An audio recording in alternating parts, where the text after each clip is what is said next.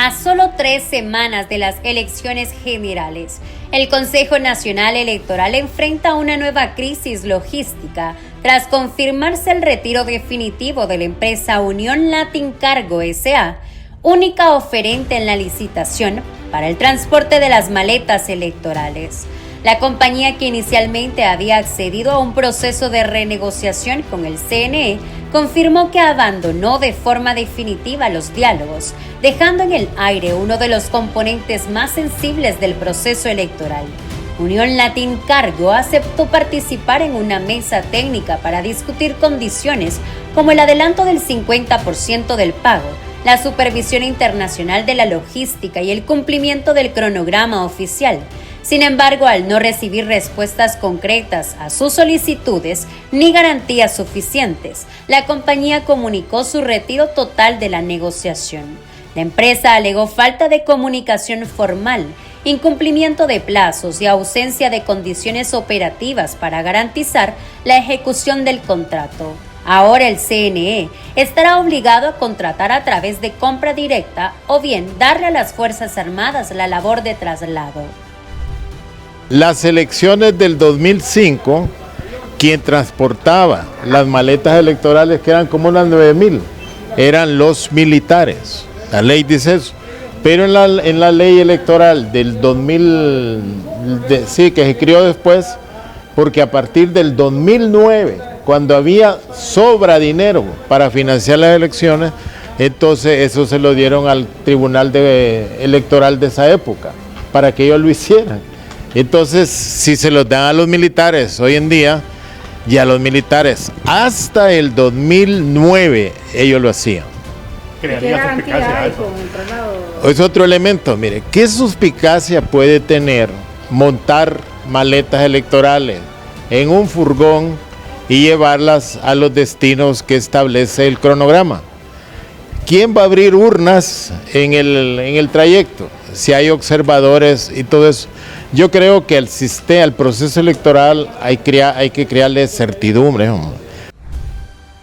Con la salida de Unión Latin Cargo, el CNE se queda sin proveedor en una de las etapas logísticas más determinantes en el proceso. Según los documentos publicados, la empresa debía iniciar operaciones logísticas el 1 de noviembre, pero los retrasos en la convocatoria y la falta de un simulacro nacional de transporte habrían imposibilitado el cumplimiento de los plazos. El retiro definitivo deja al órgano electoral en una situación de alta vulnerabilidad. Sin empresa contratada y con el cronograma ajustado, el traslado de las más de 20,000 maletas electorales hacia todo el país corre el riesgo de no completarse a tiempo. Es una preocupación, claro, es una preocupación porque mire, si tuviéramos unas Fuerzas Armadas con el nivel de prestigio y legitimidad que tenían antes, el pueblo hondureño estaría tranquilo, porque sin duda dirían, bueno, tenemos las Fuerzas Armadas y ellos pueden ser, porque gozaban de esa confianza. Hoy es totalmente lo contrario. Las últimas encuestas nos dicen que solo en el último año el nivel de confianza ha bajado. Esto es preocupante.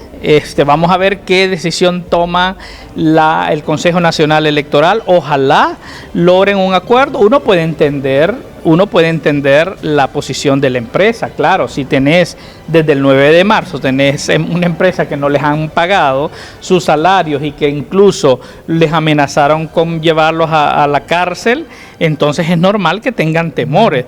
Pero aquí tienen que crear las condiciones necesarias para que podamos tener el transporte. Mire que el domingo ya se supone que es el simulacro. El domingo tendríamos que tener camiones ya trasladando material para el simulacro electoral, pero a estas alturas, por lo menos su servidor, yo creo que nadie sabe cómo está ese proceso, a dónde se va a hacer el simulacro para ver si funcionan los dispositivos electrónicos.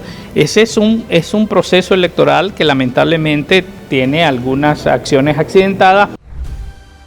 Ahora el CNE deberá considerar la apertura de una nueva licitación acelerada o la contratación directa de un proveedor que garantice la movilización del material electoral.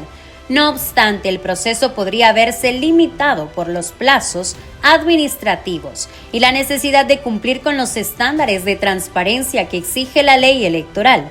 La atención pública se centra ahora en cómo resolverá el CNE esta crisis operativa sin comprometer el desarrollo de las elecciones generales.